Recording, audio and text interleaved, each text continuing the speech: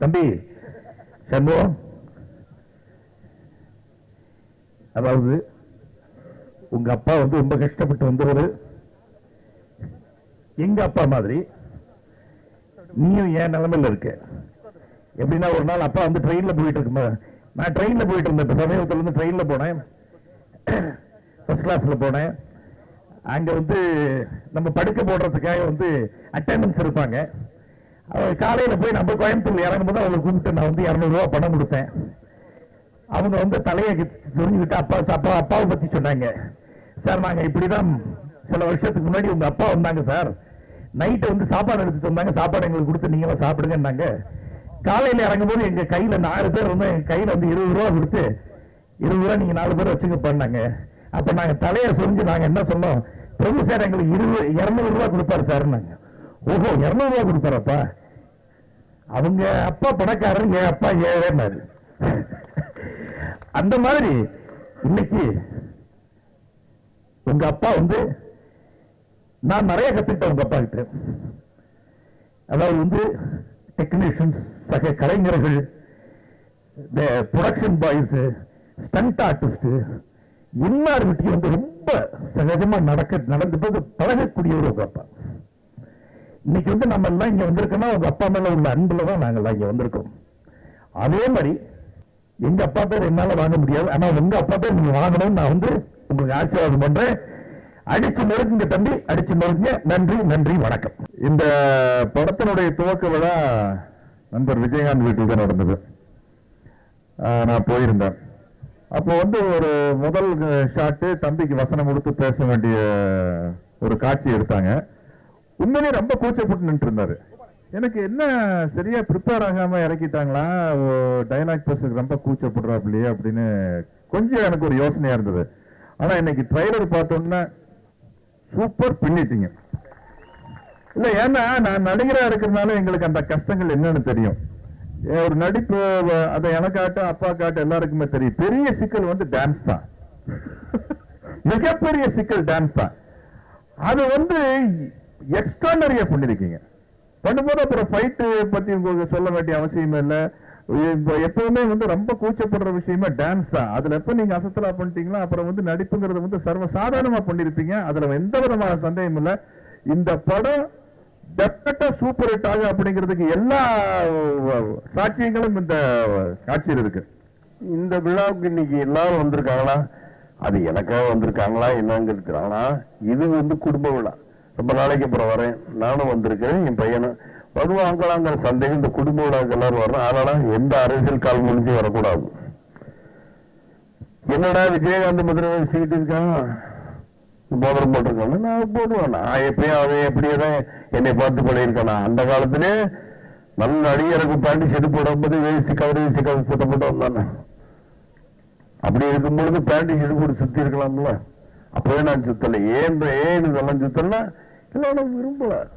அதே மாதிரி இதுவும் இன்னைக்கு கூட என் கல்யாணம் அன்னைக்கு காலையில என் மனைவி கூட எனக்கு பட்டு வேஷ்டி போட்டு சொல்லி கொடுக்குறாங்க. சாயந்தரம் ஃபங்க்ஷன் சாதாரண ஷர்ட்டுமா வருவேன். உனக்கு அந்த மாதிரி விட்டு கொடுத்து போறதுதான் எங்க வாழ்க்கை. அதே மாதிரி இங்க எல்லாரும் வாழ்த்துறது நான் சொல்றேன். அதுக்கப்புறம் இங்க சண்முக பாண்டியை பத்தி சொல்லி எங்க பிரச்சனைகளே பேசிக்கிட்டு இருக்கேன். சண்முக பாண்டியை பத்தி எல்லாரும் சொன்னாங்க, உங்க அப்பா இடத்த நீ பிடிக்கணும், எங்க அப்பா இடத்த தாண்டிட்டா இருக்கும். ஏன் நான் சொல்றேன் அப்படின்னா, இது வரைக்கும் சுதீஷ் எப்படின்னு சொல்ல மாட்டாப்புல, எங்கேயும் யாரை பத்தியும் எதுவும் பேச மாட்டாப்புல, ஏன்டையும் பேச ரொம்ப விடும். அதாவது என் மனைவியோட அக்கா வீட்டுக்கார்ட்ட சொல்றாங்க, இந்த மாதிரி சண்முக பாண்டி எனக்கு எந்த ட்ரபிளும் கொடுக்கல, விஜயகாந்த் மாதிரி அவரும் 6:45 வந்துடுறாரு. இது போதாதான் நம்மளுக்கு. இதைத்தான் எப்ப வருது இங்க வந்ததுக்கு அப்புறம் சொல்றாங்கன்னா பெரிய விஷயம். அதாவது சொல்லுவாங்க, ஒரு படம் தாம்பிள்ளை வீடு ஊராம்பிள்ளை வீட்டு ஒரு தாம்பிள்ளை தானே வளரும்பாங்க. அது மாதிரி அவங்க நம்ம யாருக்கு பொழுப்பொழியும் பண்ண போடல, யாரும் கெட்டு போன எல்லாரும் நல்லா இருக்குன்னு தான் நினைக்கிறோம். அதனால அவனும் வந்துருமா, நீ வீடு நம்பிக்கையா இருக்கு அப்படின்னு. தம்பி சண்முக பாண்டியன் அவர்கள் நடித்த அந்த சகாப்தம் திரைப்படம் மாபெரும் வெற்றியை வாழ்த்துகிறேன். நன்றி, வணக்கம். ஹீரோவா போயிட்டு இருந்த டைம்ல வந்து சில படங்கள் சில கஷ்டங்கள்லாம் வரும்போது கூட இருந்து ஒரு ஹெல்ப் பண்ணது வந்து விஜயகாந்த் சார் தான். ஸோ அதை வந்து நாங்கள் என்னைக்குமே மறக்க மாட்டோம். இன்னைக்கு அவரோட சன் சண்முக பாண்டியன் வந்து நடிக்கிறது ரொம்ப சந்தோஷமா இருக்கு. நாங்கள் அடிக்கடி டாக் ஷோல மீட் பண்ணுவோம். அவரும் அவரோட அண்ணன் விஜய் பிரபாகரும் நான் நிறைய மீட் பண்ணியிருக்கேன். ரொம்ப சைலண்டா இருப்பாங்க, இருக்கிற இடமே தெரியாது. அந்த அளவுக்கு ஒரு பணிவை அவங்ககிட்ட நான் பார்த்திருக்கேன். இவ்வளவு பெரிய ஒரு நடிகரோட பையனா இருந்துட்டு அந்த அளவுக்கு ஒரு வளர்ப்பு இருக்குன்னா அது வந்து சாதாரணமான விஷயம் இல்லை. ஸோ ரொம்ப சந்தோஷமா இருக்கு. நிறைய பேர் சொன்ன மாதிரி நிறைய கம்பேரிசன்ஸ் வரும் சண்முகம். ஸோ அதுல பாசிட்டிவான விஷயங்களை மட்டும் எடுத்துக்கிட்டு நெகட்டிவான விஷயங்களை தூக்கி போட்டுட்டு சும்மா அப்பா ஸ்டைல் லெஃப்ட் காலை செவுத்துல வச்சு ரைட் காலை சுரட்டி ஏறி மிதிச்சுட்டு போயிட்டே இருங்க. All the best. இந்த ஃபங்க்ஷன் போகும்போது எல்லாரும் கேட்டாங்க, நான் வந்து சொன்னேன் விஜயகாந்த் சாருடைய ஃபங்க்ஷன் அது போயிட்டு இருக்கேன் அப்படின்னா, நான் அவர் கட்சியில சேர போறியான்னு கேட்டாங்க என்ன. நான் சொன்னேன் அவர் எங்க கட்சி முதல்ல அதை தெரிஞ்சுக்கோங்க, அதுக்கப்புறம் தான் அவர் வேற கட்சி அப்படின்னு சொன்னேன். ஸோ நடிகர்களுடைய கட்சி அவர் முதல்ல, அதுக்கப்புறம் தான் எங்க கேப்டன். அவர் வந்து கேப்டன் ஏன் சொல்றோம்னா, கிரிக்கெட் மேட்ச் எடுத்துக்கோங்களா, கிரிக்கெட் கேப்டன் ஏன் அவரை கேப்டன் சொல்றோம்னா, ஒரு கேப்டன் தான் ஜாதி மதம் இனம் மொழி கலாச்சாரம் எதுவுமே பார்க்காம இருக்கிறாரு. அந்த மாதிரிதான் எங்க கேப்டன். எனக்கெல்லாம் ரொம்ப அவர் மேல ரொம்ப மரியாதை பாசம் அன்பு எல்லாமே. ஷூட்டிங் ஒரே இடத்துல எங்க 2 பேருடைய ஷூட்டிங் நடந்துட்டு இருந்துச்சு.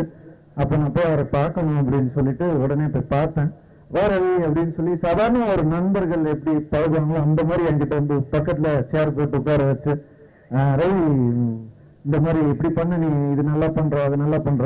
ராக்கி ராஜேஷ் மாஸ்டர் சொன்னாரு, நமக்கு அப்புறம் உனக்கு அந்த லெக் வரைக்கெல்லாம் நல்லா வருது அப்படின்னு சொன்னாரு. அப்படின்னு சொன்னாரு. வாய்ஸ் வந்து நல்லா போய் பீச்சில் போய் கத்து, அப்பதான் நல்லா இருக்கும் வாய்ஸ் அப்படின்னு. 1 வாரம் பண்ணேன் சார், உண்மையாவே 1 வாரம் பீச்சில் கத்துனேன் நான், நீங்க சொன்னதுக்கு அப்புறம். இந்த மாதிரி நிறைய விஷயங்கள் அவரை பத்தி சொல்லிட்டே போகலாம். ஆனா சண்முகன் பாண்டியன் தம்பி, எனக்கு நீங்க தம்பி மாதிரி தான்.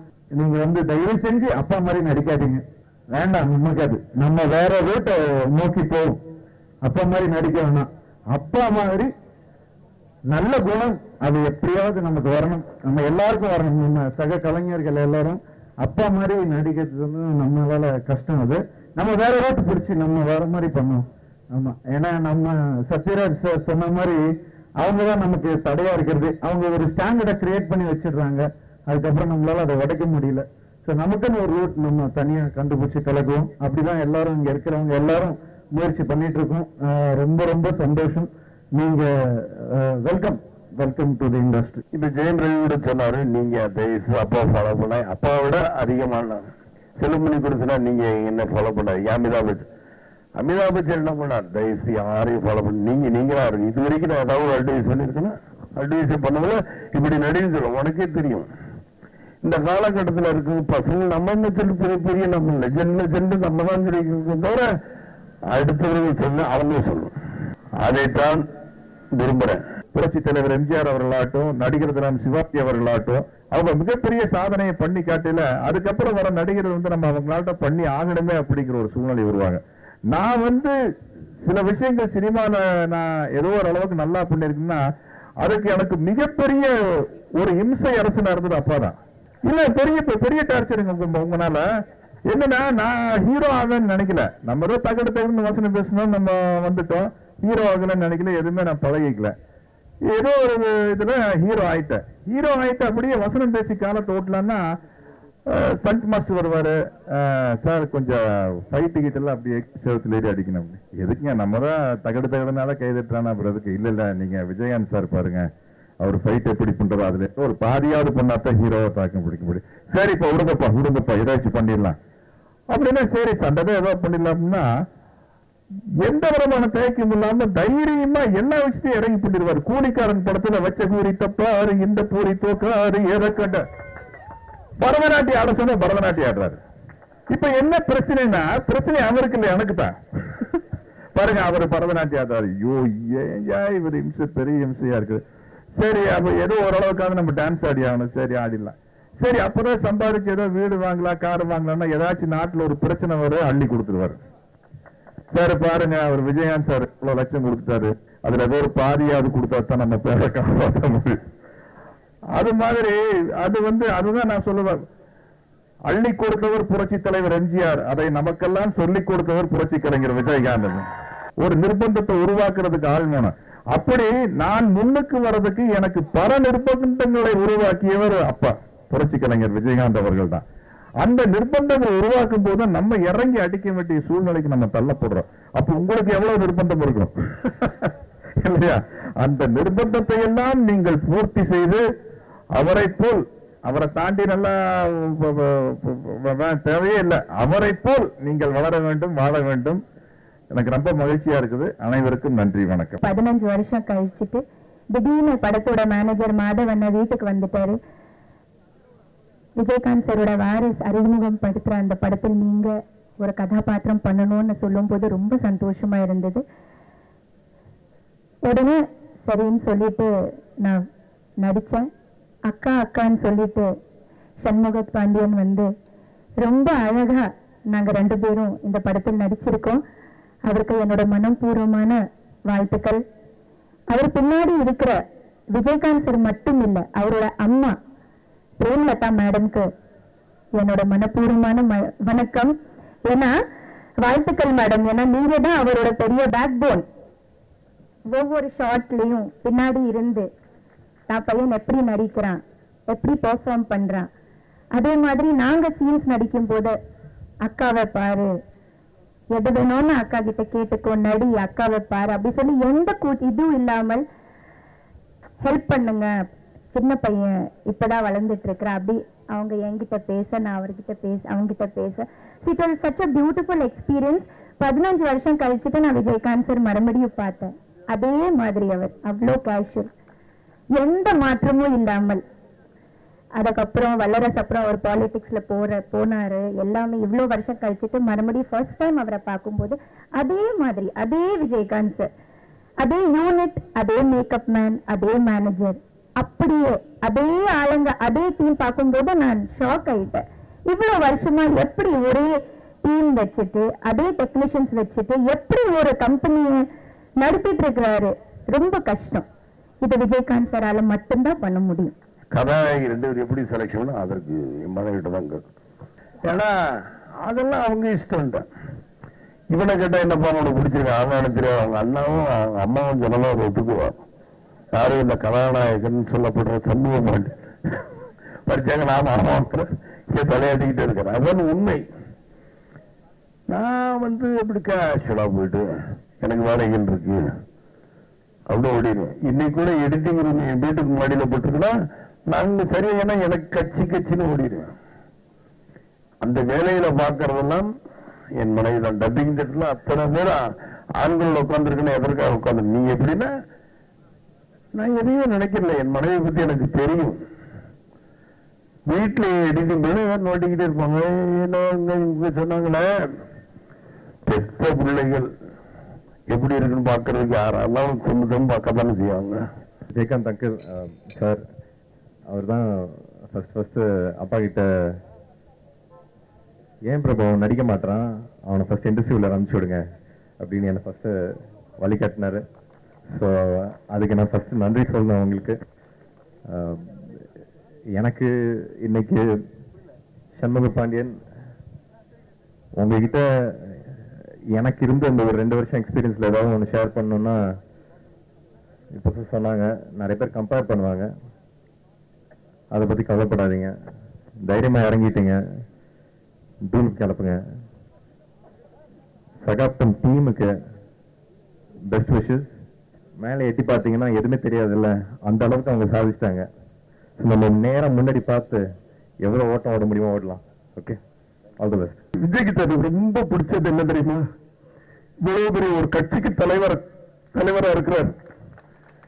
இருந்தாலும் போன்ற மாதிரி அவரை நான் எதுக்கு செலக்ட் பண்றேன்னா, அவற்றிருந்த ஒரு அந்த பவர்ஃபுல்லான ஐஸ், அந்த ஆண்மைத்தனம் சொல்லுவாங்க, மேன்லினஸ். அந்த மேன்லினஸ் நான் உண்மையிலேயே வந்து அந்த படத்துல 10 பேரை அடிக்கணும். ஒரு ஹீரோ 10 பேரை அடிக்கணும்னா உங்க அப்பா உண்மையிலேயே 20 பேர் அடிப்பார். அந்த மேன்லினஸ் முதல்ல வந்து ஒரு ஹிப்போக்கு தேவையான ஒண்ணு, அந்த மேன்லினஸ். அந்த மேன்லினி உங்க அப்பாவோட ஆண்மைத்தனமா இருக்கு. அதனால ஒரு பெரிய ஆக்ஷன் ஹீரோ வர்றதுக்கு உண்டான தகுதி முதல்ல அதான். அந்த ஸ்ட்ரக்சர்னு சொல்லுவாங்க, அது இருக்கு உங்களுக்கு. அடுத்தது பிளாட்ஃபார்ம். சினிமாவுக்கு பிளாட்ஃபார்ம் அமைச்சு கொடுக்கிறது வந்து ஒரு சாதாரண விஷயம் இல்லை. இப்ப உங்களுக்கு பிளாட்ஃபார்ம் உங்க அப்பா அம்மா பிளாட்ஃபார்ம், அந்த பிளாட்ஃபார்ம்ல அந்த ஏணி மாதிரி அந்த ஏணியா அவங்க இருக்கிறாங்க. அந்த ஏணியில ஏற்றது யாரு? நீங்க தான் ஏறணும். அது உங்க பொறுப்பே பொறுத்தது. இப்ப நான் என்னுடைய மகனுக்கு ஒரு ஏணியை பண்ணேன், அவ்வளவுதான். ஏணி தான் நாங்க. அந்த மாதிரி நீங்க அந்த ஏணியில எவ்வளவு தூரம் ஏற முடியுமோ ஏறி. நான் ஒரு காலத்துல சந்திரசேகருடைய புள்ள சினிமாவில் நடிக்கிறான்னு இருந்தாங்க. இன்னைக்கு நான் வெளியே வந்தா விஜயோடைய அப்பா அதோ போறாரு அப்படின்றாங்க. இதை விட எங்களுக்கு எந்த பெருமையும் கிடையாது. அந்த பெருமையை நீங்க சண்முக பாண்டியனுடைய அப்பா அதோ போறாரு, அம்மா அதோ போறாங்க என்று சொல்ல வைக்கணும். சொல்லுவீங்க, என்ன அந்த சென்டிமெண்ட்லாம் இருக்குது. அதனால உங்களை நான் வந்து ஒரு தகவல் ஸ்தானத்தில் வாழ்த்துறேன். நான் வந்து நெட்ல வந்து பார்த்துட்டு இருப்பேன், அந்த மீன்லாம் வரும், எல்லா நடிகரை பத்தி வரும், நல்லா இன்ட்ரெஸ்டிங்கா இருக்கும். அதுல ஒரு இன்ட்ரெஸ்ட் இல்லாத பத்தி ஏதோ ஒரு விஷயம் போட்டிருந்தாங்க. அப்போ விஜயகாந்த் சார் சொல்ற மாதிரி, இன்ட்ரெஸ்ட் இல்லைன்னா அப்புறம் எதுக்கு படம் எடுத்தானுங்க அவங்க அப்படின்னு. அதாவது இன்ட்ரெஸ்ட் இல்லாதையே வந்து அவர் இன்ட்ரெஸ்ட் இல்லைன்னா அப்ப எதுக்கு படம் எடுத்தானுங்க அவனுங்க அப்படின்னு அவர் சொல்ற மாதிரி ஒரு கமெண்ட். அதை பார்த்தோன்னா நான் சிரிச்சேன். பையனுக்கு வந்து முகம் ஒரு மாதிரி மாறி போச்சு. அவர் அப்படி அந்த பக்கம் போயிட்டாரு. அப்புறம் என் பொண்ணுகிட்ட கேட்டேன் என்னாச்சு அப்படின்னா, எப்பவுமே நீங்க விஜயகாந்த் சார் ஏதாவது கிண்டல் பண்ணீங்கன்னா அவருக்கு பிடிக்காது, அதாவது என் பையனுக்கு பிடிக்காது அப்படின்னு அவங்க சொன்னாங்க. என்னன்னா விஜயகாந்த் சார் எவ்வளவு பெரிய ஆளு, அவர் ஒரு நடிகர், புரட்சி கலைஞர், தலைவர், ஒரு கட்சியின் தலைவர், கேப்டன், இதெல்லாம் எதுவுமே அவனுக்கு தெரியாது. அவருக்கு தெரிஞ்சது போற அவருடைய ஃப்ரெண்டோட அப்பா, அவ்வளவுதான். ஃப்ரெண்டோட அப்பாங்கிற மீறி எதுவுமே என் பையனுக்கு தெரியாது. அதனால அந்த ஃப்ரெண்ட்ஷிப்போட கேப்டன் அவர், அந்த ஃப்ரெண்ட்ஷிப்போட கேப்டன் அவர். அதுதான் விஜயகாந்த் சார் பத்தி என் பையனுக்கு தெரிஞ்சது.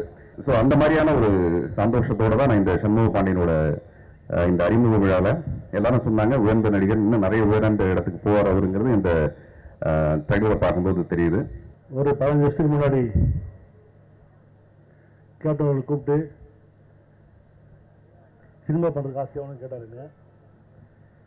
உங்க கால்ஷீட்டுக்கோசரம் எத்தனையோ தயாரிப்பு வெயிட் பண்றாங்க, எனக்கு மட்டும் அந்த தேதி கொடுத்தீங்கன்னாக்கா கண்டிப்பா அந்த படத்தை பெரிய படமா தருவான்னு அன்னைக்கு வாக்குறுதி கொடுத்தேன். அதுக்கப்புறம் கேப்டன் வந்து எனக்கு தேதி கொடுத்தாரு. அந்த படம் தான் வல்லரசு. அதே கேப்டன் சினிகேஷன்ல 15 வருஷம் கழிச்சு சண்முக பாண்டியனை எங்க பேனர்ல அறிமுகப்படுத்துது என்னுடைய பெருமையாக நினைக்கிறானு. சண்முக பாண்டிய பார்த்தீங்கன்னாக்கா 6.4 ஹைட், அவரு 6.4. தமிழ் சினிமாவில் ஹைட்டு பார்த்தீங்கன்னாக்கா நெப்போலியன் சாரு, சத்யராஜ் சார் இருப்பாங்க. இன்னைக்கு எங்கள் ஹீரோ பார்த்தீங்கன்னா 6.4. நான் அவரை பற்றி நானே பெருமையாக பேசக்கூடாது. சமீபத்தில் பேங்காங்கில் நடைபெற்ற ஒரு சண்டை காட்சியில் வந்து கோச்சா மாஸ்டர் கிட்டத்தட்ட 50 அடி ஹைட்லேருந்து குதிக்கணும். மாஸ்டர் நாங்கள்லாம் வேணாடின்றோம். இவர் வந்து மேலே குதிச்சிட்டாரு. எங்களுக்கு ரொம்ப பயமாக இருந்தது, எனக்கு எங்கள் காலை வச்சு பாரு அப்படின்னு. இதுலேருந்து தெரியுது கண்டிப்பாக தமிழ்நாட்டில் பெரிய சகாப்தம் படைப்பார் எங்களுடைய ஹீரோ. அந்த நம்பிக்கை எனக்கு உண்டு. இருக்கு நல்ல அழகாக இருக்கார் சண்முக பாண்டியன், நல்ல ஹைட்டு. அதாவது இங்கே சொல்லுவாங்க சத்யராஜ் சார் மாதிரி, நெப்போலியன் சார் மாதிரின்னு. சத்யராஜ் சார் என்ன சொல்கிறாரு, நெப்போலியன் சார் வந்த உடனே சண்முக பாண்டியன் வந்து அவருக்கு வணக்கம் சொல்லும்போது சத்யராஜ் சார் சொல்கிறாரு, எப்பா என்னை விட நெப்போலியன் ஹைட்டுன்னு சொல்லுவாங்க, நெப்போலியன் ஹைட்டாக இருக்காரு அப்படின்னு. ஸோ அந்த அளவுக்கு ஹைட்டு நிஜமாவே. ஸோ 6'4" இவங்க சொன்னதுக்கு அப்புறம் தான் தெரிஞ்சுது. பட் உங்களுடைய ஆக்ஷன்ஸ், அந்த டான்ஸ் மூமெண்ட் நல்லா வருது, ஆக்ஷன்ஸ் நல்லா வருது, எல்லாமே நல்லா இருக்குது. ஆண்டவன் அருள் நல்லா இருக்குது. பெரிய ஆளாக வரணும். கான்சன்ட்ரேஷன் மட்டும், that is the only secret of success. அதை மட்டும் மெயின்டைன் பண்ணுங்கள். இந்த சின்சியாரிட்டிக்கு உங்கள் அப்பாவே போதும். நானே அவரோட ஒரு படம் டைரக்ட் பண்ணியிருக்கேன். மார்னிங் 7 o'clock ஷார்ட்னா வித் மேக்கப் 6:45 இருப்பார். ஸோ அதை மெயின்டைன் பண்ணி டெடிக்கேஷன் டெஃபினட்டாக அவங்க அந்த பரம்பரை அந்த ரத்தத்திலே இருக்குது. அவர் நிறைய சாதிச்சிட்டாரு. நீங்கள் இப்போ தான் ஆரம்பிக்கிறீங்க. உங்களுக்கு எல்லோருடைய வாழ்த்தை வேணும். அதனால் அதை மைண்டில் வச்சுக்கிட்டு பிரமாதமாக உழைக்கணும். என்னதான் நீங்கள் ஆட்டம் ஆடினா கூட அந்த கடைசியில் அந்த ஒரு கண்ணு வரும்போது நம்மளை மீறி ஒரு கை தட்டுறோம் பாருங்க, அதுதான் அவர் சம்பாதிச்சது. அதை விட அதிகமாக நீங்கள் சம்பாதிக்கணும். All the very best. God bless you. Shanmuga பாண்டியனுக்கு என்னுடைய வரவேற்பு. ஏன்னா அது ரொம்ப யுவர் பிளஸ் சைல்டு. ஏன்னா கேப்டனை பற்றி சினிமா துறையை பொறுத்த வரைக்கும் ஒருத்தரும் தப்பு சொல்லவே முடியாது. நான் வந்து ஊமையொழிகளில் வந்து அசிஸ்டன்ட் டைரக்டராக வேலை செய்யும்போது அப்பா காஞ்சிபுரத்தில் வந்து 11 மணிக்கு ஷூட்டிங் முடிச்சுட்டு 12:30 மணிக்கு விஜிபி நைட் வருவார். கண்ணு செவந்து அப்படி விழுந்து அப்படியே திரும்ப ஷார்ட்னு கூப்பிட்டு நடிப்பார். ஆனால் அவர் அப்படி நடிக்கிற டைமில் அப்படி நடிக்க வேண்டிய அவசியமே கிடையாது. உச்சாணியில் இருந்தார். ஆனால் ஒரு புதுசாக ஒரு குரூப் ஒரு படம் எடுக்குதுன்றதுக்காக தன்னுடைய உடலையும் உடல் வருத்தத்தையும் பார்க்காம அவர் வந்து அப்படி கஷ்டப்பட்டு வந்திருக்காரு. இன்னைக்கு உங்களுக்கு எல்லா வசதிகளும் வந்திருக்கு. ஆனால் அப்பாவுடைய எல்லா நற்குணங்களையும் நீங்கள் சினிமாவில் கடைபிடிக்கணுன்றது தான் என்னுடைய ஆசை. நிச்சயமா இந்த காலத்து இளைஞர்கள் வந்து ரொம்ப திறமசாலியாக இருக்காங்க. எங்கள் ஜென்ரேஷனோட ரொம்ப அறிவாளியாக இருக்கீங்க. So I expect the best from you and you will definitely deliver it. All the best. திரைப்படத்துறையில் ஹீரோக்களுடைய குழந்தைங்க வந்து வாரிசாக வந்து சாதனை பண்ணுறது புது விஷயம் இல்லை. ராஜ் கபூரில் ஆரம்பிக்கும் போது ரிஷி கபூர் தான். அதுக்கப்புறம் வந்து சுனில் தத்துக்கு சஞ்சய் தத் வந்தான். தர்மேந்திராவுக்கு சன்னி டியோல் வந்தான். அமிதாப்புக்கு அபிஷேக் பச்சன், ராகேஷ் ரோஷனுக்கு ரித்திக் ரோஷன். அப்படி தமிழ் எடுத்துட்டீங்கன்னா சிவாஜிக்கு பிரபு, முத்துராம சாருக்கு கார்த்திகை, எம்.ஆர். ராதா அவர்களுக்கு வாசு ராதாரவி, ரவிச்சந்திரன் அவர்களுக்கு விஜயகுமார் அவர்களுக்கு சத்யராஜுக்கு சிவகுமாருக்கு எல்லாருக்குமே வாரிசுகள் வந்து நிறைய பண்றாங்க. அது மாதிரி வாரிசுகள் வருவது ஒரு பெரிய விஷயம் இல்லை.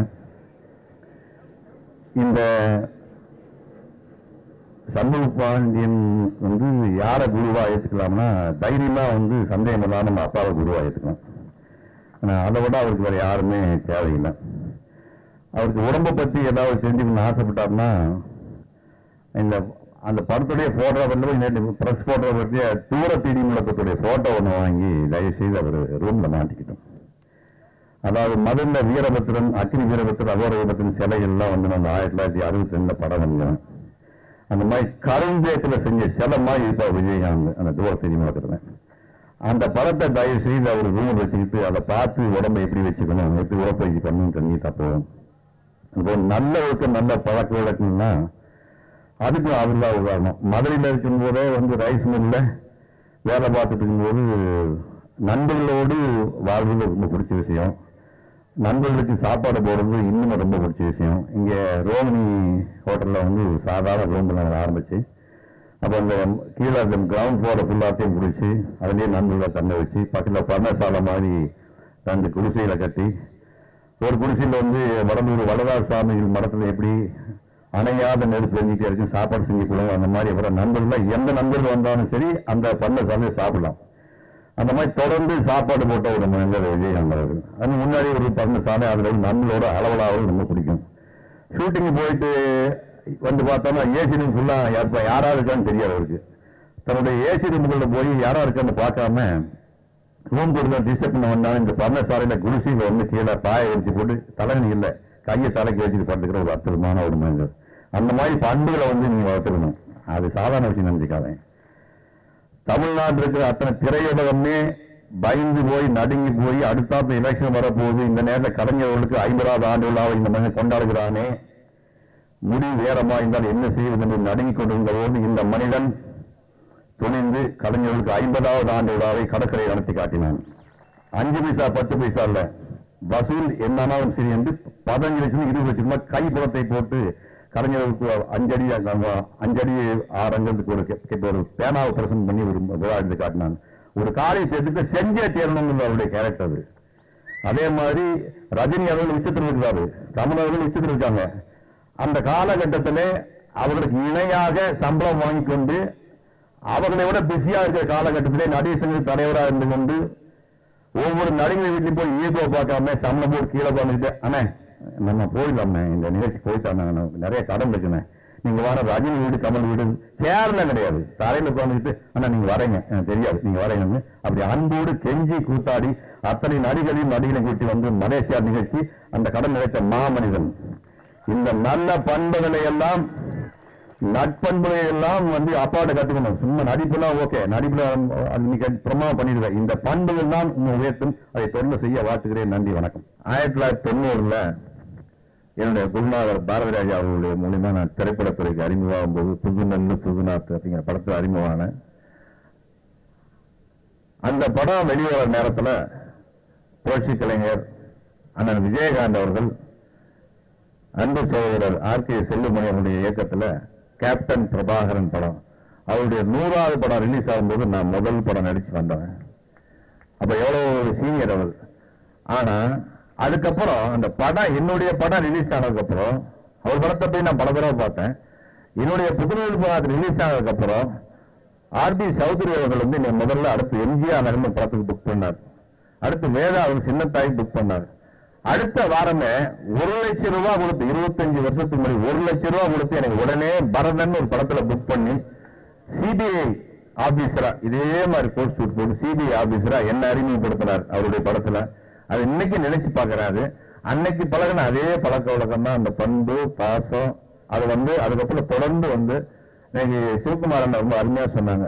கலைஞர் அவர்களுக்கு வந்து பீச்சில் வந்து தங்கப்பானை கொடுக்கறதுக்கு அயராது பாடுபட்டார். அப்பயும் என் கூடவே என்னை வச்சுக்கிட்டு அந்த நிகழ்ச்சி நடத்தினாரு. அதே மாதிரி வந்து நடிகர் சங்கத்துல வந்து தலைவராக வரும்போது நான் ஒரு உறுப்பினராக தான் வந்தேன். உறுப்பினராக வந்து கமிட்டி மெம்பரா வந்தேன். நெப்போலியன் மாதிரி எனக்கு வந்து கூட நிர்வாகியா வந்தா சங்கத்தை நல்லா நடத்தலாம்னு சொல்லி என்னை துணைத் தலைவரை ஆக்கி என்னை 6 ஆண்டு காலம் என்னை கூடவே துணைத் தலைவரை வச்சு நடிகர் சங்கத்துல செயல்பாடுகள் பூரா அவர் 100 படம் நடிச்சவர், நான் முதல் படம் நடிச்சேன். ஆனா அந்த பாகுபாடு இல்லாம ஒரு சக நண்பனா சக தோழனா ஒரு உடன்பரப்பா என்னை கூட வச்சு அந்த பழகின அந்த பண்பு. அதுக்கப்புறம் அதே மாதிரி நிறைய நிகழ்ச்சிகள்ல நான் கூடவே அவர் கூட இருந்திருக்கேன். இன்னைக்கும் பாத்தீங்கன்னா வந்தவனே எனக்கு கூட பக்கத்திலே வச்சுக்கிட்டு இங்கேயும் கூட பக்கத்திலே வச்சு அந்த பண்பு பாசம் எப்பயுமே உங்க அப்பா கிட்ட பார்க்க முடியும் திரைப்பட துறையில. அதே போல நீயும் அந்த பண்பு பாசத்தை உங்களுடைய சக தோழர்களையும் நடிகர்களையும் நீ அந்த மாதிரி இருக்க வேண்டும். கனவுகள் மனதிலே மலருதே காவேரி ஊற்றாகவே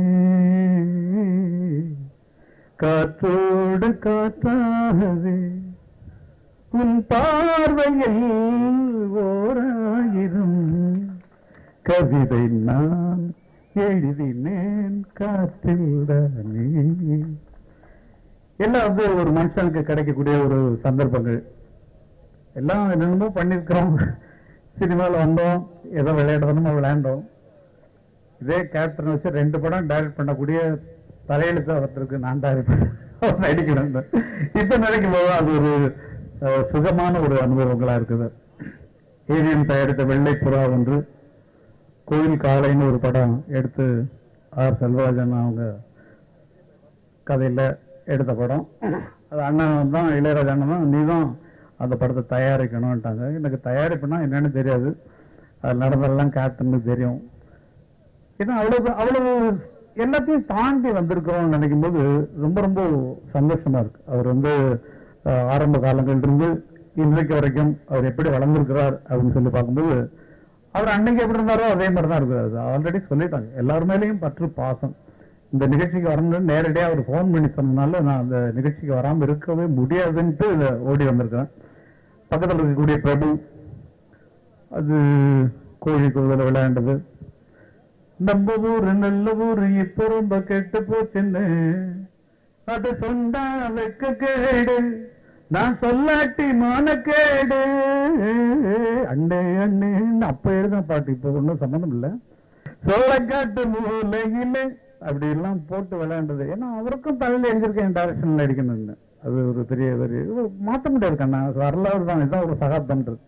சகாப்தம் சொன்னா எம்.கே. தியாகராஜ பாகவதர், பி. சின்னப்பா இருந்தது ஒரு சகாப்தம், புரட்சித்தலைவர் எம்ஜிஆர் இருந்தது, சிவாஜி அவர்கள் இருந்தது ஒரு சகாப்தம். அதற்கப்புறம் இவர்களது கூட்டணி பாத்தீங்கன்னா அவ்வளவு சகாப்தம். அது பெரிய பெரிய சகாப்தம், ஒரு நீண்ட சகாப்தம் அப்படின்னு சொல்லலாம். இசையில சொன்னா சி.ஆர். சுப்பராமன் வாழ்ந்தது ஒரு சகாப்தம், கே.வி. மகாதேவன், எம்.எஸ். விஸ்வநாதன் வாழ்ந்தது ஒரு சகாப்தம், இளையராஜா வாழ்ந்து கொண்டிருப்பது ஒரு சகாப்தம். எல்லாம் பெரிய பரம்பரை தொடர்ந்து. சிவகுமார் என்ன சொன்னாங்க, பிள்ளைங்களால எவ்வளவு பெருமை அப்படின்னு. நிஜமாவே நான்லாம் அவர்ல ரொம்ப பிரபுல இருந்து எல்லாரையுமே சொல்லணும். ரொம்ப ரொம்ப விஜய் சாரோட அப்பான்னு சொல்றதுல, வெங்கட் பிரபுவோட அப்பான்னு சொல்றதுல எங்களுக்கு எவ்வளவு பெரிய சந்தோஷம் அப்படிங்கிறது ரொம்ப ரொம்ப. ஏன்னா சந்திரசேகர் சார் நாங்கெல்லாம் வந்து இதே ரோட்ல அந்த பக்கத்துல ஒரு சின்ன வீடு, இத்தினூண்டு வீடு, அவருக்கு ஞாபகம் இந்த பக்கத்துல அவங்க நாடகம் நடத்துனாங்க. பிஞ்சு மனம்னு சொல்லி ஒரு நாடகம். இளையராஜா நாங்கள்லாம் மியூசிக், இதெல்லாம் தெரியாத சமாச்சாரம் தெரிஞ்சுங்க. வாழ்க்கையில கஷ்டப்பட்ட காலம், சாப்பாடு கிடைக்குமா கிடைக்காதான்னு தெரியாது. அந்த நாடகம் வாட்சா தான் எங்களுக்கு சாப்பாடு. அவர் மாமனார் நீலகண்டன், அப்போ அவர் லவ் பண்ணல, அப்போ டைரக்ட் தான் பண்ணிட்டு இருந்தாரு. அப்போ இளையராஜா, நானு, அண்ணன் பாஸ்கர், பாரதிராஜா அண்ணன் எல்லாம் 4 பேரும் அவங்க வீட்டுக்கு டெய்லி ரிஹர்சல் போவோம். எதுக்கு போறது? சாயங்காலம் நல்ல டிஃபன் கிடைக்கும், வேற வேற சாப்பிட்றதுக்கு வழி இருக்காது. ஏன்னா எப்பயாவது ஒரு நாடகங்களுக்கு வாசிச்சு எங்க பிழைப்பை நடத்தி கொண்டிருந்த காலத்தில் அவர்களது நாடகங்களுக்கு வாசிச்சு அவர் சினிமா போஸ்ட் மாதிரி அடிப்பாங்க அவங்களுடைய நாடகங்களுக்கு. ஏன்னா அவங்க பிள்ளை. இன்னைக்கு விஜய் அவ்வளவு தூரம் சொல்லிக்கிறாருன்னா சந்திரசேகர்பட்ட பாடு எங்களுக்கு எல்லாம் நேரம் தெரியும். நேரா நாங்க பட்டிருக்கோம், எக்கச்சக்கமான மேடைகள்ல எவ்வளவு அவமானப்பட்டிருக்கோம், எவ்வளவு பட்டிருக்கோம் அப்படிங்கிறதெல்லாம். அந்த பிள்ளையை தூக்கிட்டு நாங்கெல்லாம் பழனிக்கு கச்சேரிகள்லாம் போயிருக்கோம். விஜய் இன்னைக்கு சின்ன குழந்தையா இருக்க நாங்க ட்ரெயின்ல எல்லாம் தூக்கிட்டு போனோம். அந்த அனுபவங்களை பார்க்கும்போது பிள்ளைங்க நேரடியா வளரும் போது பார்க்கிற சந்தோஷம் இருக்கு, அதை விட சந்தோஷம் இந்த விஜயோட அப்பா இருக்கு, அந்த டைரக்டர் விஜயோட அப்பா இருக்கு, எல்லாரும் எல்லாம் புண்ணியம் பண்ணவங்க தான். நமது சத்யராஜ் சார் புள்ள, வாபி வாசு அவங்க புள்ள, இதுகள் சேர்ந்தாலே ஒரு பெரிய அருமையான படம் எடுக்கலாம் போர் கேட்கணும். யாராவது ஒருத்தவங்க முயற்சி பண்ணீங்கன்னா இத்தனை குழந்தைகளையும் வச்சு ஒரு புதிய சகாப்தத்துக்கு அருமையா பண்ணலாம். இந்த குழந்தைங்க வச்சு எங்க பிள்ளைங்க வெங்கட் பிரபு, பிரேம்ஜி எல்லாத்தையும் சேர்த்துக்கிட்டு ஒரு படம் பண்ணா நல்லா இருக்குங்கண்ணா. அதாவது இதுலயே பண்ணி கொடுத்தீங்கன்னா நல்லா அட்வான்ஸ் நான் வாங்கிக்கிறேன். கொடுத்தீங்கன்னா கொடுத்தீங்கன்னா வெங்கட் பிரபு, பிரேம்ஜி, இந்த குழந்தைங்க, சத்யராஜ் பையன், அவரு இவரு எல்லாத்தையும் பிரபு சன்ன எல்லாரும் சேர்ந்து எல்லாரும் இதுல ஒத்துக்கிறீங்களா? பிரபு உங்க சன் நடிக்கிறது ஒத்துக்கிறீங்களா? ஒரு கூட்டணி, ஒரு புது கூட்டணி, கையை தூக்க நடிக்கிறது ஓகேதான்? ஓகே. வெங்கட் பிரபு, பிரேம்ஜி, கண்ணா உங்க பையன் நீங்களும் கை தூக்க காட்டுஞ்சி, ஓகே. அதுல ஒரு கெஸ்ட் ரோல் விஜய் வரணும், விஜய் வரணும். அச்சாச்சி ஜி சத்யராஜ் கொஞ்சம் கையை தூக்குங்களா, கூட்டத்துக்காக ஒரு கையை தூக்கல, ஒரு கெஸ்ட் ரோல், ஒரு கெஸ்ட் ரோல். இத்தனை குழந்தைகளும் சேர்ந்து ஒரு படம் பண்ணா அத்தனை அப்பறங்களுக்கும் எவ்வளவு பெரிய பெருமையா இருக்கும். அதை பண்ணலாம். நிஜமாக அது ஈகோ இல்லை இந்த காலத்துல. விஜய் கண்ணா நமஸ்காரம் நமஸ்காரம் பாக்குறதுக்கு அவ்வளவு ஜொலிக்குது எல்லா இடத்த பார்க்கும்போது. இந்த மாதிரி கலை உலகத்துல ஒரு கூட்டணி வச்சோம்னா எவ்வளவு தூரம் நம்ம பண்ணலாம். அது ஈகோ இல்லாம ஒவ்வொருத்தரும் ஒரு சீன் போன மாதிரி கதைகளை ரெடி பண்ணோம்னா ஜனங்கள் அள்ளி பின்னி பிரடல் எடுத்துருவாங்க. அட்வான்ஸ்க்கான செக்கை நான் எதிர்பார்த்து காத்து கொண்டிருக்கிறேன். நிஜமாக புதிதாக வந்திருக்கக்கூடிய பாண்டியன், சேர சோழ பாண்டியன்ல பாண்டியன், நம்ம எல்லாம் பாண்டியர்கள். பாண்டியன் கண்ணா உயர்க உயர்க, மேலே மேலே வாழ்க என்று வாழ்த்துக்கிறேன். நன்றி, வணக்கம். இத்தனை பேரும் இங்க வந்திருக்கன்னா அந்த ஒரு விஜயகாந்த் சார் கேப்டன் அவருடைய மனசுதான், உண்மையான அன்பு தான். ஏன்னா ரொம்ப நாளைக்கு அப்புறம் இந்த சினிமாவில் நம்ம அத்தனை பேரையும் ஒன்னா பார்க்கக்கூடிய ஒரு வாய்ப்பு கிடைக்குது. அது சண்முக பிரியன் அவர்களுடைய அறிமுகத்தில் அது நடக்குதுன்னா இத்தனை உள்ளங்கள் வாழ்த்தும் போது நீங்க நிச்சயமா பெரிய அளவுங்க தம்பி, நோ டவுட். எனக்கு உங்க அப்பா கிட்ட பிடிச்ச விஷயம் என்னன்னா, ஒரு தடவையும் அவர் எங்கேயாவது இடத்துல கொஞ்சம் அப்படி பேலன்ஸ் இல்லைன்னா உடனே அவரே ஒரு படத்தை ஆரம்பிப்பார். அவர் நிறுத்திக்கிட்டாரு. ஏன்னா எல்லாருக்கும் ஒரு டைரக்டர் இருக்கும், ஆனா விஜயகாந்த் சார் மேக்சிமம் அவரே நிறுத்திக்கிட்டாரு. வல்லரசு கதை சொல்லும்போது எனக்கு தெரியாது, ஸ்கிரிப்ட் என்னன்னு தெரியாது, பட் கதை கேட்டுட்டு நான் சொன்னேன், ஏன் சார் திரும்ப திரும்ப ஒரு டெரரிஸ்டா பிடிக்கிறீங்க, இதுதானே சார் கதை, இதுல என்ன சார் புதுசு? சிரிக்க ஆரம்பிச்சிட்டாரு. நீங்க படம் பாருங்க அப்படின்னாரு. என்னையும் நடிகனா அறிமுகப்படுத்தினவர் அவர் தான். அதுதான் எனக்கு ரொம்ப புதுமையான விஷயம். இங்க நான் உங்ககிட்ட சொல்றது என்னன்னா, நிறைய அப்பா படம் பாருங்க, நிறைய எம்ஜிஆர் சார் படம் பாருங்க, நிறைய சிவாஜி சார் படம் பாருங்க, நிறைய ரங்கராவ் படம் பாருங்க, நிறைய எம்ஆர் ராதா சார் படம் பாருங்க. இதெல்லாம் உங்களை வளர்க்கும், நிச்சயமா வளர்க்கும். எப்படி அப்பாவுக்கு H A Chandrasekhar, R Sundarrajan, Selvamani, Vikraman எப்படி அருமையான டைரக்டர்கள் கிடைத்தார்களோ அதை போல உங்களுக்கும் சிறந்த டைரக்டர், சிறப்பான டைரக்டர்கள் கிடைப்பார்கள். உயர்ந்த இடத்துக்கு நீங்கள் போவீர்கள் என்று வாழ்த்தி விடைபெறுகிறேன். நன்றி, வணக்கம். ஒரே ஒரு ஹீரோ வச்சு தான் பண்ணல, கேப்டன் வச்சு. அதுக்கு ஒரு காரணம் சொல்லணும்னா, ஒரு வேடிக்கையா ஒரு தெலுங்குல ஒரு கதை சொல்லுவாங்க. தெலுங்கு இண்டஸ்ட்ரியில் எல்லா டைரக்டர்களுக்கும் ஒரு போட்டி வச்சாங்க. போட்டி இருந்துச்சு. ஒரு பர்டிகுலர் ஷாட் எடுத்துட்டா 1 லட்ச ரூபா பரிசுன்ட்டு. அந்த ஷாட் என்னன்னா, ஜமுனா அம்மா பெரிய நடிகை இருந்தாங்க. அவங்க நெத்தியில வந்து நாகேஷ் சார் பொட்டு வைக்கணும். எந்த டைரக்டராலையும் அந்த போட்டியில ஜெயிக்க முடியல. காரணம் என்னன்னா, ஜமுனா அம்மா தலை கொஞ்சம் ஆடிட்டே இருக்கும், நாகேஷ் சார் கையை ஆடிட்டே இருக்கும். ஸோ இந்த ஷார்ட்டை கடைசி வரைக்கும் யாராலும் எடுக்க முடியல. இதே பிரச்சனை தான் எனக்கு நடந்துச்சு. எனக்கு கதை சொல்ல தெரியாது. கேப்டன் கதை ஃபுல் கதை கேட்காம படம் அடிக்க மாட்டாரு. ஸோ கடைசி வரைக்கும் நான் அவரை வச்சு படமே பண்ண முடியல. ஸோ சண்முக பாண்டியன் பெரிய ஹீரோவாக வர போறீங்க. நீங்களே சின்ன மாதிரி சில நேரத்துக்கு கொஞ்சம் ரிடக்ஷன்லாம் கொடுத்து கதை கேட்காம நடிக்கணும்னு கேட்டுக்கிறேன். கேப்டன் கை கேட்டா விட மாட்டேன்ட்டு பார்க்கலாம். வாழ்த்துக்கள்.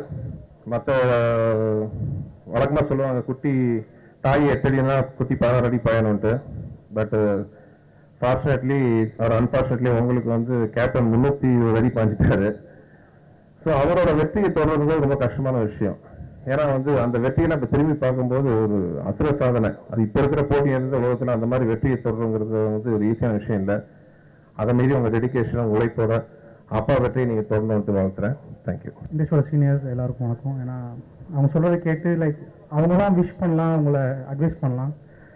பட் நாங்கள் கொலீக்ஸ் கொஞ்சம் ஒரு 1 இயர் மட்டும் நாங்கள் வந்திருக்கோம். So like we can advise you. But என்ன நீங்கள் நல்ல ஹைட்டாக இருக்குன்னு சொல்லி எல்லோரும் ஒரு ஆக்ஷன் படமாக கொடுத்துட போகிறாங்க. ஸோ எல்லா மாதிரி நல்ல கதையும் சூஸ் பண்ணி எல்லா மாதிரி படமும் நல்லா பண்ணுங்கள். So sincerely wish all the best. ட்ரெய்லரும் பாடல்களும் கலக்கலாக இருக்கின்றன. சகாப்தம் படைக்க வாழ்த்துக்கள். நன்றி. பாண்டியன் தம்பி, நான் பாண்டிய சொல்றேன், உங்க அப்பா கத்துக்கிற பண்பு கத்துக்க. நீ பல வருஷம் சினிமாவை தாக்கு பிடிக்கலாம். ஏன்னா ஒரு சாம்பிள் சொல்றேன், எங்கெல்லாம் புக் பண்றாரு பேசினாச்சு. அதுக்கப்புறம் அம்மா பேசினாங்க, எனக்கு வந்து எல்லா கண்டிஷன் ஓகே எல்லாமே ஓகேன்ட்டேன். சரி சார் அது போன சார் சார்ப்பா சார் படத்தில் நடிக்கிறோம், ஒரு பெரிய மகிழ்ச்சி. 5 நிமிஷம் மட்டும் போகணும், அது போயிடுச்சா, அதுக்குள்ள கை விட்டு போயிட்டாங்க. இல்லை சார் ஒரு விஷயம் சொன்னாங்களா, இந்த படத்தில் நீங்க பேண்ட் கட்டுற மாதிரி விஷயம் இருக்குது, உங்களுக்கு ஓகேவா? 5000 கட்டா கூட நமக்கு ஓகேங்க, நம்ம கை விட்டு எதோ போயிடக்கூடாது. அப்படி ஒரு சொல்றது இதெல்லாம் வந்து சினிமா கத்துக்கணும். திடீர்னு சொல்லுவாங்க இப்படி பண்ணு அப்படி பண்ணு, நமக்கு உடன்பாடுலாம் இருக்காது. உடன்பாடு இருக்காரு கேட்கணும். அந்த பண்பு அப்பாவோட கத்துங்க. படம் முடிஞ்ச உடனே என்னை கூப்பிட்டு ரொம்ப தேங்க்ஸுங்க, எங்க கம்பெனியில் ஏதாவது குறை இருந்தால் அதெல்லாம் மனசு வச்சுக்க. ஐயோ கரையிடு அது ஒண்ணுமே கிடையாது சார், ரொம்ப கரெக்டாக பார்த்தாங்க அப்படின்னாரு. என் மேலே ஏதாவது போறேன்னா, உங்க வீட்டுல இருந்தா டெய்லி சாப்பாடு வருதான், நீங்க அதை எங்க கண்ணுக்கே காட்டுறதில்லை, நீங்களே சாப்பிட்டு போறீங்க அப்படின்னா. மகிழ்ச்சியோட ஒரு கம்பெனியில ஒர்க் பண்ண பிறகு கட்டி அணைச்சி ஷூட்டிங் முடிகிற அன்னைக்கும் சந்தோஷத்தோட அனுபவம் தான் ஒப்பா. அதை கட்டுக்க. நடிப்பு உங்களுக்கு வரலாம் யாருக்கு வரும்? இத்தனை வருஷம் இத்தனை சினிமாவில் ஜெயிச்ச உங்க அப்பாவை பார்த்துக்கு உங்களுக்கு நடிப்பெல்லாம் யார் வரும்? அற்புதமான விழா, என் பையன் நடிக்கிறான். அதை நினைச்சாதான் இன்னைக்கு சந்தோஷம். சமீபத்தில் நான் நினைச்சேன் என்ன பண்ண கிடையாது சார், உங்க பையனை பார்த்தேன் சார் நல்லா நீங்க ஏதோ சொன்ன அந்த சந்தோஷம் தான். அந்த சந்தோஷத்தை உங்க பெற்றோருக்கு நீங்க அள்ளி அள்ளி வாங்கணும். அது ஆண்டவன் நிச்சயமா வழிவகுப்பார். நன்றி, வணக்கம். இங்கே கதாநாயகன் சண்முக பாண்டியா, நீ எனக்கும் பிள்ளை, எனக்கும் மகன், உனக்கு வாழ்த்துக்கள். பெரிய வெற்றியை நீ அடைய மகிழ்ச்சி. எத்தனை வெற்றிகளை வந்து என் நண்பர் விஜயகாந்த் அடைந்திருந்தாலும், சகோதரர் அடைந்திருந்தாலும், பெற்ற பிள்ளையினால் ஒரு மகிழ்ச்சி கிடைக்கும் போது அதை விட அந்த தாய்க்கும் அந்த தகப்பனுக்கும் பெரிய மகிழ்ச்சியே இல்லை. அந்த மகிழ்ச்சியை நீ நிச்சயமா கொடுப்ப. அதற்கான சாட்சியை நான் பாடல் காட்சியில பார்த்துட்டேன். அன்பு நண்பர் விஜயகாந்த் அவர்கள், நான்லாம் ஒரே காலகட்டத்தில் வந்தவங்க. மாப்பிள்ளை சத்யராஜ், அருமை சகோதரர் பிரபு எல்லாருமே. அந்த நாளில் நாங்கள் ரொம்ப கஷ்டப்பட்டோம். சினிமா பாதை வந்து கரடு முரடான பாதையா இருந்தது. எங்களுக்கு ஒரு நல்ல பாதையாக இல்லை. நிக்கிறதுக்கு நிழல் கிடையாது. நானும் விஜயும் ஒரே காலத்தில் மதுரையிலிருந்து ஓடி வந்தோம். என்ன வச்சிருந்தோம் சினிமா நடிக்கிறதுக்குன்னா ஒண்ணுமே இல்லை, வெறும் நம்பிக்கை. இன்னும் நல்லா சொல்ல போனா ஒரு நல்ல ரசிகர்கள் நாங்க, அவ்வளவுதான். இங்க பிரமுகர் அவங்க அப்பாவை பத்தி அப்படி தெரியும் எனக்கும், விஜய்க்கும், சத்யராஜுக்கும், நெப்போலியனுக்கும் அப்படி ரசிகர். வாசல்ல இருக்காருன்னா சிவாஜி சாரோட நெருக்கமான குடும்பம், எம்ஜிஆரோட நெருக்கமான குடும்பம். நாங்க டூரிங் தியேட்டர் எம்ஜிஆர் சிவாஜி முன்படிச்சு பார்த்தவர்கள் நாங்க. அப்படி எம்ஜிஆரையும் சிவாஜி மட்டும் இல்ல, ஜெய்சங்கர், ரவிச்சந்திரன் எல்லாரையுமே நாங்க எல்லாருக்கும் ரசிகர்கள். நெஞ்சிலோரையும் நெஞ்ச மறுப்பதில் ஸ்ரீதர் டைட்டில் கார்டு போட்டாலும் கைதட்டுவோம், மாய மோதிரத்துல விட்டாலும் சரியா டைட்டு போட்டாலும் கை தட்டுவோம். ஏன்னா சினிமாவை அப்படி நாங்கள் ரசித்தோம். எவ்வளவு போராட்டம். இன்னைக்கு ஒரு கட்சியுடைய தலைவர் என் நண்பர் விஜயகாந்த் அவர்கள், நான் ஒரு இயக்கத்தை சேர்ந்திருக்கிறேன், எங்களுக்குள் அது கருத்து வேறுபாடு வேறு பக்கம், ஆனால் இந்த 35-40 வருஷத்துல எங்களுடைய நட்பை யாராலும் பிடிக்கவில்லை. அப்படி ஒரு நட்பு, அப்படி ஒரு நண்பன். எங்களுடைய குடும்ப நண்பர் இந்த துன்பங்களை பகிர்ந்து கொள்கிறோம். ஒரு நல்ல வெள்ளை உள்ளம் படைத்தவர் விஜய் அவர்கள். ஒரு கலகலகலான அவர் செட்ல இருந்தா சத்யராஜ் சொன்ன மாதிரி பிரபு எங்களுக்கு நல்லா தெரியும். நாங்கெல்லாம் மேக்கப் போட்டு மிக்கி வச்சு மீசையெல்லாம் ஒட்டி ஒரு பக்கம் டயலாக் பேசிட்டு இருப்போம். கேமரா முன்னாடி கிளாப் அடிக்கிறோம், மீசை இருக்காது. விஜய் பிடிக்கிட்டு போயிடுவாரு. கலாட்டாரா கலாட்டா. அங்க 100 அடிக்கு அந்த பக்கம் ஒருத்தர் நான் நிற்பேன். இங்க இருந்து ஒரு சின்ன கல்லை எடுத்து அடிச்சானா கரெக்டா தரைய விடுவார். அடிச்சுட்டே யாரும் அடிச்சதுங்க விரல் வைக்காம விசில் அடிப்பாரு. அதாவது அந்த இளமையா அந்த நாட்கள் எல்லா கவலையும் மறந்து வாழ்ந்தோம். எங்களுக்கு ஒரு பெரிய ராஜபாட்டை கிடையாது. ஆனா உனக்கு தங்கச்சாலையை உன் தாயும் தகப்பனும் போட்டு கொடுத்திருக்கிறார்கள். புதிய சகாப்தம் படைக்க சண்முக பாண்டியன் கலைத்துறைக்கு வருகிறார். அவருக்கு என்னுடைய வாழ்த்துக்கள். பேரே ரொம்ப நல்லா இருக்கு, சண்முக பாண்டியன். மண் வாசனை, மதுரை, பாண்டியன், சண்முகன், முருகர், ரொம்ப அருமையா இருக்கு.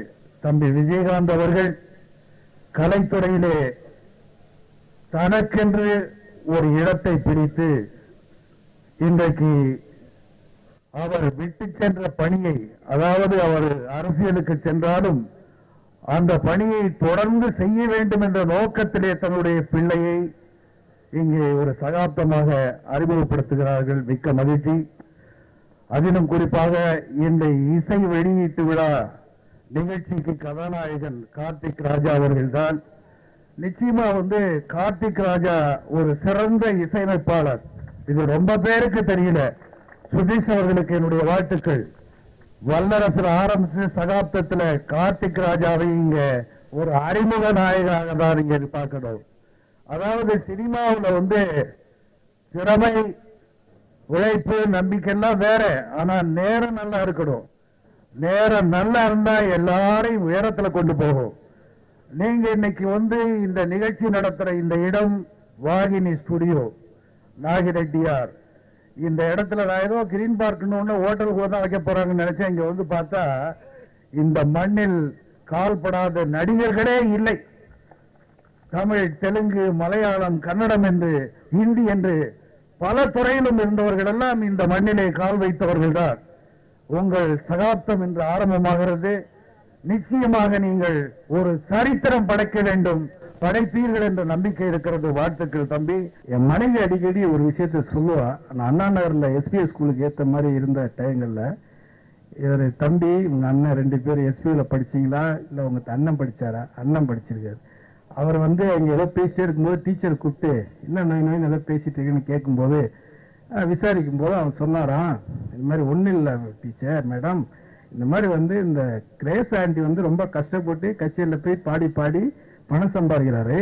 அவங்க அங்கிள் கருணாசாமி படம் எடுக்கிறேன்னு எல்லாத்தையும் லாஸ் பண்ணிடுறாராம். அதை பத்தி தான் டிஸ்கஸ் பண்ணிட்டு இருந்தோம்னு சொல்றா. அது உண்மையா பொய்யாங்கிறது சத்தியமா எனக்கு தெரியாது. ஒருவேளை உங்க அண்ணன் இங்க இருக்காருன்னு நினைக்கிறேன். போகும்போது நான் அவர்கிட்ட கேட்டு தெரிஞ்சுக்கிறேன்.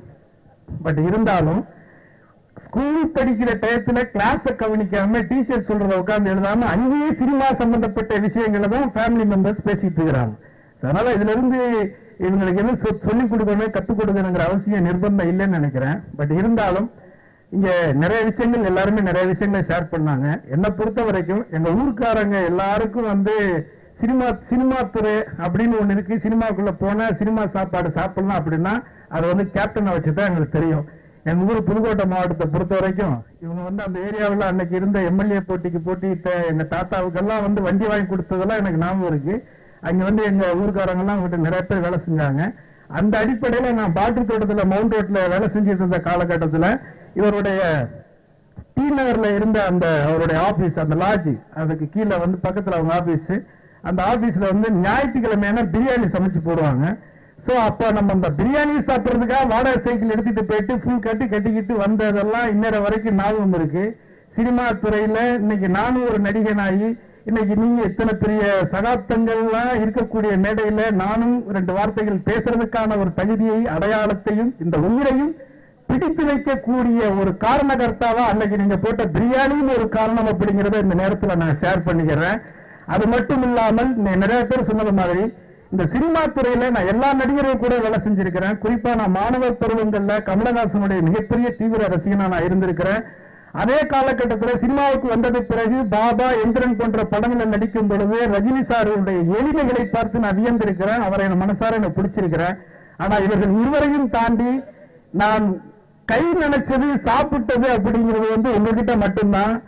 ஒப்பிட்டவரை மட்டும்தான் உயிருள்ளவரை நினைக்க சொல்லியிருக்கிறாங்க. சினிமா துறையில் நன்றி கெட்ட நகைச்சுவை நடிகர்கள் எத்தனை பேர் இருந்தாலும் கூட நன்றி உள்ளவர்களும் இருப்பார்கள் அப்படிங்கிற அந்த மேடையில நான் உங்களுக்கு சொல்லிக்க விரும்பப்படுறேன். வாழ்க பல்லாண்டு, வாழ்க வளர்க பல்லாண்டு. நன்றி, வணக்கம். கேப்டன் சார் திரையுலகத்துல பார்த்திருக்கிறேன். நேரில் பார்க்கணும்னு ரொம்ப ஆசைப்பட்டேன். நானும் மதுரைக்கு சொந்தக்காரன் தான். நான் அந்த படத்துல நடிக்கிறதுக்கு எனக்கு முக்கிய காரணம் என் மாப்பிள்ள சமூக பாண்டியன், அவருடைய சகோதரன் தான் என்னுடைய ஃபேனு. நான் எஸ்ஆர்எம் காலேஜில் ஒரு கல்ச்சர் ப்ரோக்ராம் போகும்போது அவங்க சொன்னாங்க, பெரிய தம்பி சார் எங்கள் படத்தில் நீங்கள் நடிக்கணும் அப்படின்னு. சரி தம்பின்னா அது மாதிரி 2 பேரும் கேப்டன் சார்ட்டு என்னுடைய சகோதரிட்டையும் ரொம்ப போராடி என்ன இந்த படத்தில் நடிக்க வச்சிருக்காங்க. அவங்களுக்கு ரொம்ப நன்றி கடன்படுறேன். 2வது கேப்டன் சாரும் ப்ரொடியூசருக்கும் என்னுடைய சகோதரிக்கு நான் ரொம்ப நன்றி கடன்பட்டிருக்கேன். இந்த படத்தில் நான் தம்பிக்கு மாமா வரேன். நான் அடிக்கடி இந்த படத்தில் மாப்பிள்ளையும் சொல்லுவேன். அந்த பாக்கி எனக்கு கிடைச்சிருக்கு. இந்த படம் ரொம்ப பிரமாதமா அற்புதமா வந்திருக்கு. இதுல இன்னொரு பெருமை என்னன்னா, நான் இந்த முன்னால சொல்றதுக்கு ரொம்ப சந்தோஷமும் ரொம்ப மகிழ்ச்சியாகவும் சொல்றேன். கேப்டன் சார் என்னை இந்த மாதிரி நடிங்க அந்த மாதிரி சொல்லி என் பக்கத்துல உட்கார்ந்து எனக்கு ஆலோசனை சொல்லி என்னை வேலை வாங்கினவர். அந்த பாக்கியம் கிடைச்சிட்டு நான் ரொம்ப நன்றி கடன்பட்டிருக்கிறேன். கண்டிப்பா அந்த படம் மிகப்பெரிய வெற்றி பெற வரதுக்கு என்னுடைய வாழ்த்துக்கள். கண்டிப்பா அந்த கேப்டன் சார் கம்பெனில நான் தொடர்ச்சியா பண்ணணும் என்னுடைய ஆசை. எனக்கு பேச வாய்ப்பளித்த கேப்டன் கம்பெனிக்கு என்னுடைய நெஞ்சார மனதார வாழ்த்துக்கள் சொல்லி விடுகிறேன். நன்றி நன்றி நன்றி. புலிக்கு பிறந்தது பூனையாகுமா? இப்படி நிறைய இடங்கள்ல பழைய பழமொழி தான். நிறைய இடங்கள்ல நிறைய பேர் சொல்றாங்க. ஆனா சொல்ற இடத்துக்கெல்லாம் அது பொருந்துறது இல்லை. இந்த இடத்துக்கு மட்டும்தான் அது சரியா பொருந்தும். கேப்டனை பத்தி சொல்லணும்னா, தப்பு எங்க நடக்குதோ சீறி பாயிறது அவருடைய குணம். நான் அரசியலை சொல்லல, பொது வாழ்க்கையில நாங்க பழகின கிட்டத்தட்ட ஒரு 4 படம் உதவி இயக்குனர் அவரோட நான் வேலை பார்த்திருக்கேன். அவரை வச்சு வீரம் விளைஞ்ச மண்ணு அப்படின்னு ஒரு படம் பண்ணிருக்கேன். அந்த டைட்டிலே அவருடைய கண்ணில் இருந்து பிறந்தது எனக்கு. அந்த சமயத்தில் எல்லாம் கூட யாராவது யூனிட்ல இருக்கிற யாருக்காவது கெடுதல் பண்ணா கூட உடனே போய் தட்டி கேட்பார். அந்த பெருந்தன்மை, அந்த புலி, அந்த புலிக்கு பிறந்த இந்த புலிக்குட்டி இதுவும் சீறி பாயும். அந்த புலி இன்னும் சீறி பாய வைக்கும். நான் 25 வருஷத்துக்கு முன்னாடி புலன் விசாரணை படம் பண்ணிட்டு, அப்போ இது நான் சரியா எனக்கு ஞாபகம் இருக்குன்னா, இது உங்க அப்பாவோட கல்யாணம் நாள் நினைக்கிறேன். இன்னைக்கு இல்ல, இன்னைக்கு அவங்களோட கல்யாண நாள் இன்னைக்கு.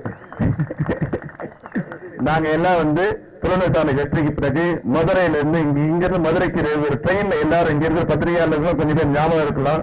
அப்போ தினத்தந்தி பாண்டியன், சுந்தரன் இவங்க பண்ண அட்ராசிட்டிலாம் உங்களுக்கு ஞாபகம் இருக்கலாம். அவ்வளவு அதான் எங்க குடும்பத்துல ஒரு கல்யாணம் மாதிரி அதுக்கு போனோம். நாங்க போன பிறகு இன்னைக்கு எனக்கு முந்தானத்தை புலன் விசாரணை பார்ட் 2 ரிலீஸ் பண்ணிருக்கேன்.